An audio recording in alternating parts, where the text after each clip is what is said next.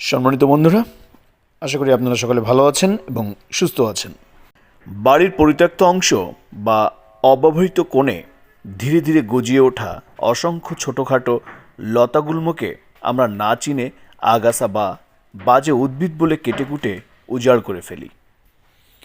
আমাদের প্রকৃতি রাজ্যে অজস্র গুল্ম ছড়িয়ে ছিটিয়ে রয়েছে।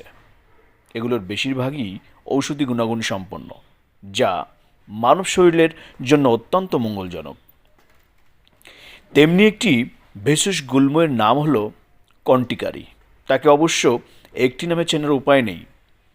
নিসর্গবিদরা বহু নামে নামকরণ করেছেন এই গুল্মটিকে। অনেকে আবার গুল্মটিকে তিত বেগুন নামে চিনে থাকে। এটি বাংলাদেশের সব অঞ্চলে দেখা যায়। এটি কোনো চাষ করা হয় না, তবুও এটি সচরাচর পাওয়া যায়। সাধারণত এটি রাস্তার ধারে পুকুর পাড়ে জন্মে থাকে।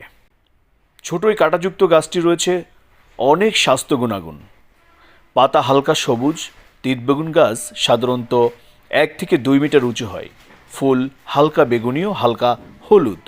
তিতবেগুন গাছটির পাতাসহ সমস্তটাই কাঁটাযুক্ত। তিতবেগুন গাছের পাতা, বীজ, ফুল, কাণ্ড, শিকড় সবই ঔষধি গুণে ভরপুর। আসুন জেনে নিই তিতবেগুন গাছের কিছু ঔষধি গুণাগুণ সম্পর্কে। তিতবেগুন হজম শক্তি বাড়াতে সহায়তা করে। যাদের হজমের সমস্যা রয়েছে তারা এই তিতবেগুন গাছের পাতাসহ সংগ্রহ করে রস করে নিয়মিত খেতে পারলে হজম শক্তি বৃদ্ধি পায় খুব তাড়াতাড়ি। এই তিতবেগুন গাছ কৃমি সারাতে ব্যবহৃত হয়। কৃমির সমস্যার কারণে যাদের যন্ত্রণা হয় তারা যদি এই তিতবেগুন গাছের পাতাসহ ফুল ডাঁটাসহ রস করে 7 দিন খেতে পারেন, তারা এই কৃমি থেকে রেহাই পাবেন।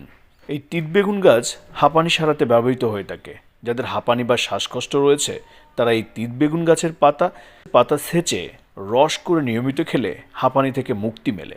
এই তিতবেগুন গাছ ব্যবহার করলে যৌন সমস্যার সমাধান হয়। যারা যৌন সমস্যায় ভুগে থাকেন তারা এই তিতবেগুন গাছের পাতার শিকড় সহ সংগ্রহ করে রস করে নিয়মিত 2 চামচ করে দিনে 2 বার খেলে যৌন সমস্যা দূর হয়। প্রিয় বন্ধুরা, আজ এখানেই আলোচনা শেষ করছি। যারা আমার চ্যানেলটি এখনও সাবস্ক্রাইব করেননি, আপনারা দয়া করে আমার চ্যানেলটি সাবস্ক্রাইব করবেন এবং লাইক, কমেন্টস, শেয়ার করে সাথে থাকবেন। প্রিয় বন্ধুরা, ভালো থাকবেন, সুস্থ থাকবেন।